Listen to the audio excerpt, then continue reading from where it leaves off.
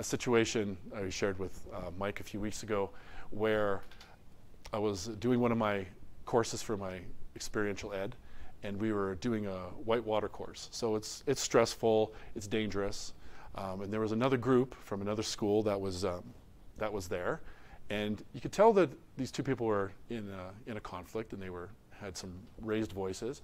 And one of the two women in the thing had obviously had some training with an I statement, and she said to this other woman, I'm paraphrasing, it's like, I don't think that you know what you're doing.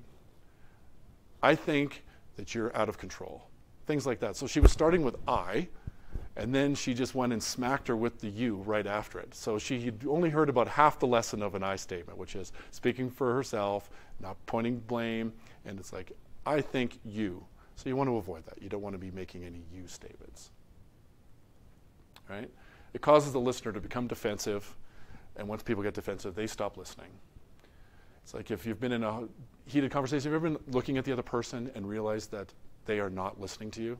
You can just tell by looking at them that they're not listening, that they're formulating what their response is going to be. Right? So they're no longer present in the conversation.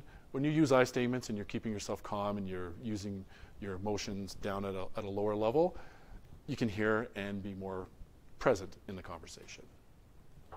Right? And you statements will escalate the conflict. I hear these a lot in court. People will be like, well, you didn't send that email, and then that cost me this money, and the other guy's like, I didn't know I was supposed to send the email, and before you know it, we have a shouting match in a room about, the size of this, and it's not a very pleasant place to be. But I use my assertiveness to stop that. So now we know all this. Can we say no? Right? How many people in here feel like they can say no whenever they want to?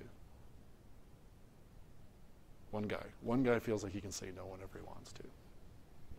Okay. So do you believe you're allowed to say no? Like, do you believe it? Like, can you say no? Do you believe you can say no? Right? Most people are nodding their heads. So why don't we? Why don't we say no? Besides all those barriers of stress and the social barriers and the belief barriers. So why don't we say it? Right? Some people feel they don't have the right to say no.